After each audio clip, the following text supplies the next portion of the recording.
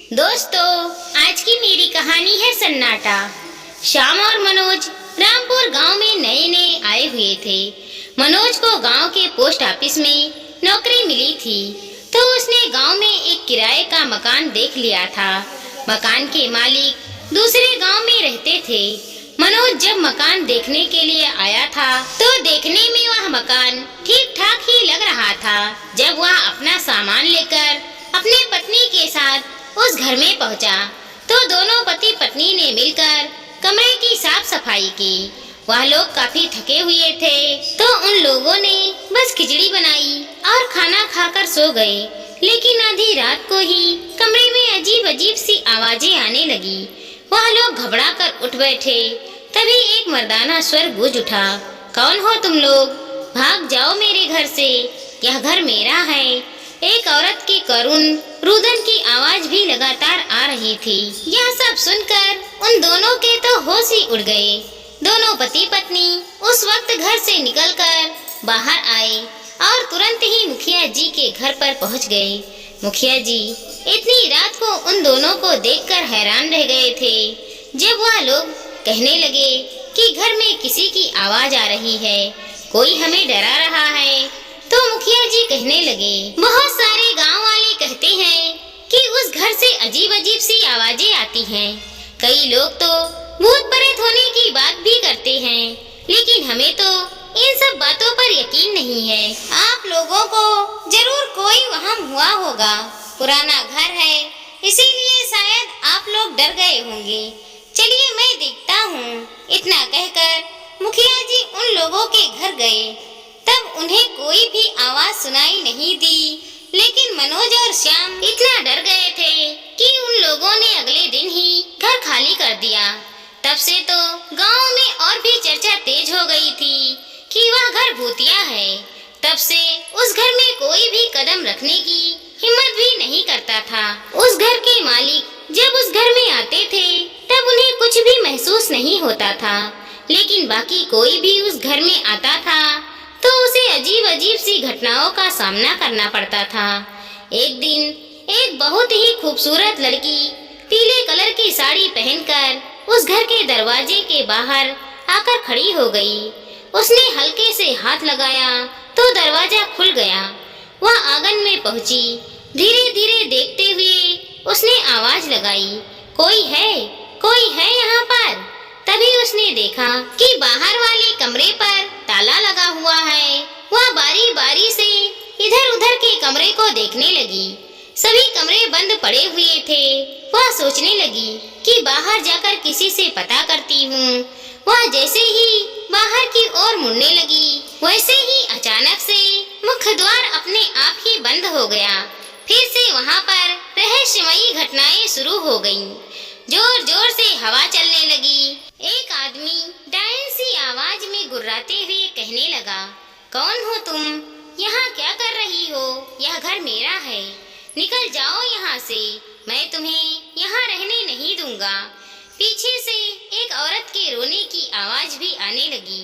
वो पीली साड़ी वाली औरत सहम गई और घबराते हुए बाहर की ओर भागने लगी। लेकिन थोड़ी दूर दौड़ लगाने के बाद ऐसा लगा जैसे उसके पैर जम से गए हैं, मानो उसके पैर में किसी ने भारी पत्थर बांध दिया हो। जब वह बिल्कुल भी आगे नहीं बढ़ पाई और पीछे से एक आदमी के जोर जोर से हंसने की और एक औरत के रोने की आवाज बढ़ती जा रही थी, तब उसने हिम्मत की और कांपते स्वर में पूछ बैठी, कौन हो आप भैया? मुझसे क्या गलती हुई है जो आप मेरे साथ यह सब कर रहे हो? भैया शब्द सुनते ही वह आदमी गुर्राया और कहने लगा, भैया शब्द का नाम भी मत लेना, मैं किसी का भैया नहीं हूँ। मेरी बहन ने खुद इस रिश्ते का मजाक उड़ाया है, इसीलिए मुझे इस शब्द से नफरत है।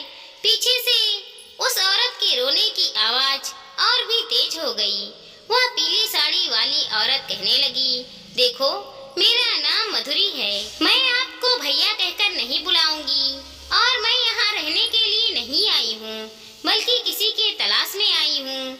वह आदमी कहने लगा, मैं भी वर्षों से किसी की तलाश में ही यहाँ पर बैठा हुआ हूँ। मेरी आत्मा भटक रही है, मैं परिशोध की आग में जल रहा हूँ। इतना कहकर वह भी रोने लगा। मधुरी की रीढ़ की हड्डी में सर्द सिहरन की लहर दौड़ गई। वह हिम्मत जुटाकर बोली, आपके साथ क्या हुआ है? आप बताइए, क्या मैं आपकी मदद कर सकती हूँ?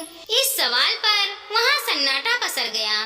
फिर वो आदमी कहने लगा, आज तक जितने भी लोग इस घर में आए सब मुझसे डरकर भाग गए। कभी किसी ने नहीं पूछा कि मेरे साथ क्या हुआ है।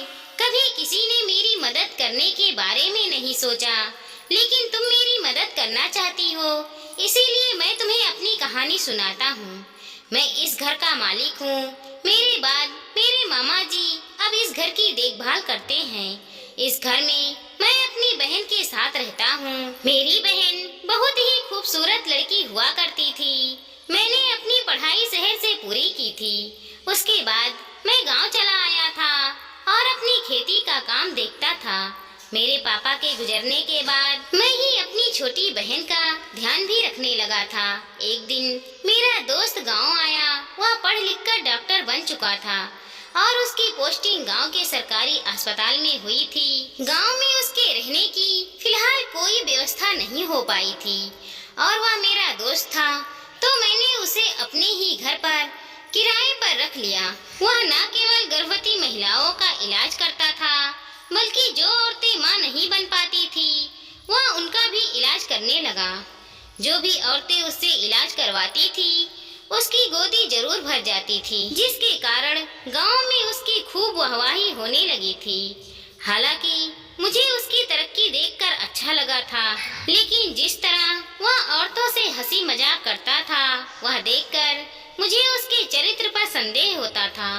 इसीलिए मैंने अपनी बहन को साफ साफ मना कर दिया था कि तुझे कभी कोई परेशानी हो तो तू गांव के सरकारी अस्पताल में दिखाने मत जाना। मैं तुझे लेकर शहर वाले अस्पताल में जाऊंगा। हालांकि हम तीनों एक साथ एक ही घर में रहते थे, लेकिन मैं अपनी बहन पर कड़ी नजर रखता था कि वह कभी भी मेरे दोस्त से बात ना कर पाए। लेकिन मेरे मना करने के बावजूद एक बार मेरी बहन की तबीयत खराब होने पर उसके पास ही दिखाने के लिए चली गई थी। इसका पता मुझे बहुत देर बाद में पता चला। जब मेरी बहन मेरे दोस्त से इलाज करवाने के लिए गई तो वह भी उसकी बातों से प्रभावित हो गई। धीरे धीरे मुझे अपनी बहन की हरकतों पर शक होने लगा, क्योंकि वह किताब लेकर घंटों छत पर टहलती रहती थी और आंगन में अपने कमरे के बाहर बैठे मेरे दोस्त को निहारती थी। मेरा दोस्त भी जब फुर्सत में रहता था तो कोई न कोई काम लेकर आंगन में बैठ जाता था और बार बार मेरी बहन की ओर देखता रहता था। मुझे उन दोनों पर धीरे धीरे शक होने लगा था। एक रात अचानक ही जब मैं अपनी बहन के कमरे में गया तो सामने का नजारा देखकर मेरे होश उड़ गए, क्योंकि मेरी बहन के कमरे में मेरा दोस्त भी था। वह दोनों एक दूसरे की बाहों में खोए हुए खिड़की पर खड़े थे। बाहर से चांदनी फैली हुई थी और वह दोनों चाँद की रोशनी में खड़े होकर प्यार मोहब्बत की बातें कर रहे थे। यह सब देखकर मेरा तो खून ही खौल उठा। वह आदमी लगातार अपनी कहानी सुनाए जा रहा था और पीछे से एक औरत की रोने की आवाज लगातार बढ़ती जा रही थी। उस आदमी की बातें सुनते सुनते मधुरी की रोंगटे खड़े होते जा रहे थे। हर पल उसे डर सताता था कि आगे उस कहानी में क्या हुआ होगा। और अभी उसने जो बात बताई थी उसे सुनकर तो मधुरी के चेहरे पर हैरानगी के भाव बढ़ते जा रहे थे। खैर, उसने धैर्य से पूरी बात सुनने का फैसला ले लिया था। वह आदमी आगे बोला, मैं उसी वक्त अपनी बहन को खींचकर कमरे से बाहर ले आया और उस पर थप्पड़ बरसाने लगा। तब मेरा दोस्त दौड़ते हुए आया और उसे बचाने की कोशिश करते हुए कहने लगा कि इसमें तुम्हारी बहन की कोई गलती नहीं है। मैं ही खुद की भावनाओं पर नियंत्रण नहीं रख पाया। हमें अपने प्यार के बारे में तुम्हें पहले ही बता देना चाहिए था। हम तुम्हें धोखा नहीं देना चाहते थे, लेकिन सब कुछ अपने आप ही होता चला गया और हम वक्त के बहाव में बहते चले गए। मैंने अपने दोस्त का गिरबान पकड़ लिया और गुस्से में कहने लगा कि मैं तेरा खून पी जाऊंगा।